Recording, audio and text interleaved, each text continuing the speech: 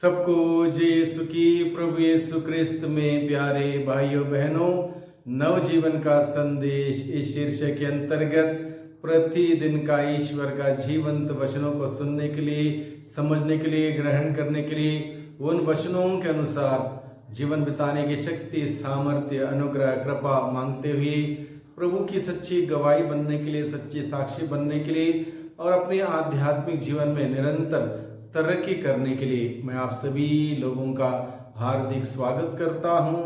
आज अक्टूबर की 10 तारीख है, बृहस्पतिवार का दिन है और आज के दिन में प्रभु का वचन हम सभी लोगों को मनन चिंतन करने के लिए दिया गया है।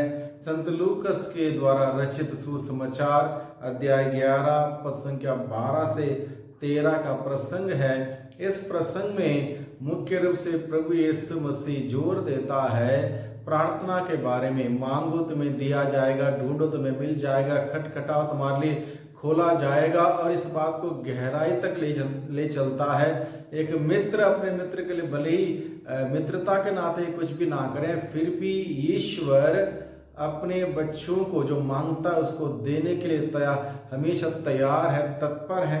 इस बात को हमें समझाते हुए प्रार्थना में आगे बढ़ने के लिए हमें आज के दिन में बुलावा दिया जाता है। भरोसे के साथ, विश्वास के साथ हम प्रार्थना में आगे बढ़ें और प्रभु के साथ हमारा मित्रता, हमारा रिश्ता, संबंध मजबूत करें। तो आज के दिन में मनन चिंतन हम सभी करें प्रभु के इन वचनों पर। फिर ईसा ने उनसे कहा, मान लो कि तुम में कोई आधी रात को अपने किसी मित्र के पास जाकर कहे, दोस्त मुझे 3 रोटियां उधार दो, क्योंकि मेरे एक मित्र सफर में मेरे यहाँ पहुंचा है और उसे खिलाने के लिए मेरे पास कुछ भी नहीं है। और वह भीतर से उत्तर दे, मुझे तंग ना करो, अब तो द्वार बंद हो चुका है, मैं, मेरे बाल बच्चे, हम सब बिस्तर पर हैं, मैं उठकर तुमको कुछ नहीं दे सकता। मैं तुमसे कहता हूँ, वह मित्रता के नाते भले ही उठकर उसे कुछ ना दे, किंतु उसके आग्रह के कारण वह उठेगा और उसकी आवश्यकता पूरी करेगा। इस प्रकार से प्रभु अपने वचनों को शुरू करता है। यानी कि प्रभु हम सबको क्या बताना चाहता है? प्रभु यीशु ने हमें मांगने का, प्रार्थना करने का अधिकार दिया है। हम पिता को अब्बा पिता कहकर पुकार सकते हैं। इस लायक प्रभु यीशु ने हमें बनाया है। इसलिए प्रभु यीशु मसीह कहता है, मांगो तुम्हें दिया जाएगा, ढूंढो तुम्हें मिल जाएगा, खटखटाओ तुम्हारे लिए खोला जाएगा। जब तक नहीं खोला जाता आशीष का द्वार, तब तक हम खटखटाते रहें, मांगते रहें और ढूंढते रहें और निश्चित रूप से प्रभु हमारी प्रार्थना सुनेगा। और प्रभु हमें बताता है, हमारे मित्र हमारे निवेदन टुकरा सकते हैं।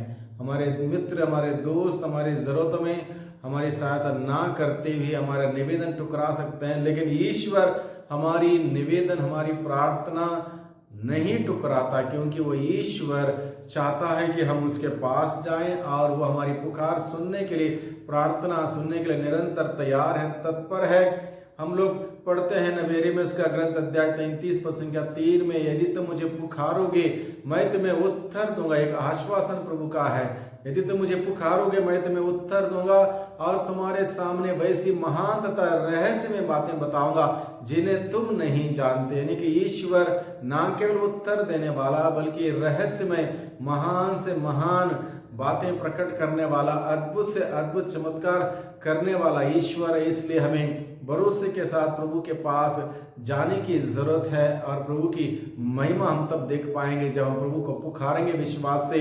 प्रभु निश्चित रूप से हमारी प्रार्थना सुनेगा और हमें उत्तर देगा। प्रभु का आश्वासन है कि जो प्रभु से मांगता है उसे निश्चित रूप से मिलता है। जो प्रभु से मांगता है उसको निश्चित रूप से मिलता है। ये कहावत हम सभी जानते हैं, ईश्वर के घर में देर है अंधेर नहीं। यानी कि हमारी कोई भी प्रार्थना ईश्वर अनसुना नहीं करता। वो पुकार को सुनने वाला ईश्वर है, हमारी प्रार्थना सुनता है और अपनी योजना के तहत जो हमारे लिए सबसे बेहतरीन है, सर्वश्रेष्ठ है, उस बात को हमें प्रदान करता। तो जानता है हमें किस चीज़ की ज़रूरत है, इसलिए हमें प्रदान करता है। इसलिए इस भरोसे के साथ प्रभु के पास जाएं। जैसे माता पिता अपने बच्चों को सहज ही अच्छी चीज़ें देते हैं, बुरे होने पर भी अपने बच्चों का ख्याल रखते हुए बच्चों को अच्छी चीज़ देते हैं, उसी प्रकार से प्रभु कहता है मांगने वालों को पवित्र आत्मा देगा, यानी कि सर्वश्रेष्ठ वरदान पवित्र आत्मा। मांगने वालों को पवित्र आत्मा क्यों नहीं देगा? जो पवित्र आत्मा की मांग करता है, पवित्र आत्मा को ग्रहण करने के लिए तैयार करता है, उसको प्रभु पवित्र आत्मा देता है। एक बार पवित्र आत्मा का वरदान मिले, पवित्र आत्मा का अभिषेक मिले, पवित्र आत्मा से हम संचालित होने जीने लगेंगे तो जिंदगी बहुत आसान हो जाएगी। पवित्र आत्मा निरंतर हमारी ओर से प्रार्थना करेगा, हमें कैसे जाना, उठना है, बैठना है, क्या करना, क्या नहीं करना, सारी बातें वो सिखाएगा। और प्रभु के साथ हमारा रिश्ता संबंध मजबूत करने के लिए वो पवित्र आत्मा हमारी मदद करेगा। इसलिए पवित्र आत्मा के लिए मांगने के लिए प्रभु का वचन आज के दिन में हमें सिखाता है। स्वर्गीय पिता चाहता है कि हम अपने स्वर्गीय पिता से पवित्र आत्मा मांगे। पवित्र आत्मा हमें सब कुछ बता देगा, सिखा देगा और एक प्रकार से समझा देता, सारी बातें हमें समझाता है। इसलिए पवित्र आत्मा का अभिषेक पाना, पवित्र आत्मा का वरदान पाना हम में से हर एक व्यक्ति के लिए बहुत ही जरूरी है, क्योंकि पवित्र आत्मा के बगैर हमारा जीवन अधूरा रहेगा, खाली रहेगा, खोखला रहेगा। वो पवित्र आत्मा, शक्ति का, सामर्थ्य का आत्मा, आशीष और शांति का आत्मा हम सबों पर उतर आएगा। निश्चित रूप से हमारे अंदर वो हिम्मत और साहस आएगी जो प्रभु के शिष्यों के अंदर आई थी। जब पवित्र आत्मा पेंतकोस्त के दिन उन पर उतर आया था, वही परिवर्तन हम सभी लोगों में होगा। जब पवित्र आत्मा नवीन तरीके से, ताजा तरीके से हम सबों पर उतर आएगा और हम सभी प्रभु के आत्मा से संचालित होकर जीवन बिताएंगे और निश्चित रूप से वो आत्मा आनंद और खुशियां प्रदान करता रहेगा और हमारे जीवन के द्वारा हम प्रभु की महिमा कर पाएंगे। पवित्र आत्मा के बिना जीवन हमारा खाली खोखला है, इसलिए पवित्र आत्मा के लिए हम प्रार्थना करें। प्रभु ने हम सबों को प्रार्थना करने का एक वरदान के साथ हमें अधिकार दिया है, उस अधिकार को इस्तेमाल करें। प्रभु के प्रेम में, भक्ति में, विश्वास में आगे बढ़े और प्रार्थना के द्वारा प्रभु की महिमा देखते जाएं, प्रभु की महिमा करते जाएं। वही प्रभु हम सबों को बहुतायत में आशीषें, कृपा, बरकत प्रदान करते रहें। सबको जय यीशु की, सबको धन्यवाद।